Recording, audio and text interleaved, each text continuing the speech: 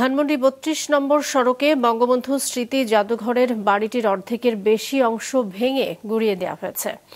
ধ্বংসস্তূপে পরিণত হওয়া বাড়িটি দেখতে আজও ভিড় জমাচ্ছেন উৎসুক জনতা।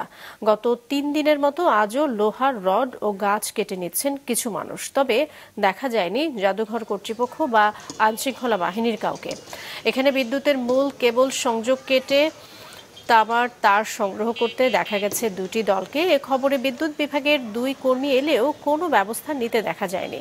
কেটে নেওয়া পানির সংযোগ লাইনের মুখ উন্মুক্ত পড়ে থাকতে দেখা যায়। ছাত্র জনতার গণ অভ্যুত্থানে ক্ষমতাচ্যুত হয়ে ভারতে আশ্রয় নেওয়া সাবেক প্রধানমন্ত্রী শেখ হাসিনার ভাষণের ঘোষণাকে কেন্দ্র করে গত বুধবার সন্ধ্যার পর মার্চ টু ধানমন্ডি ৩২ কর্মসূচি দিয়ে বাড়িটি ভাঙা শুরু হয়।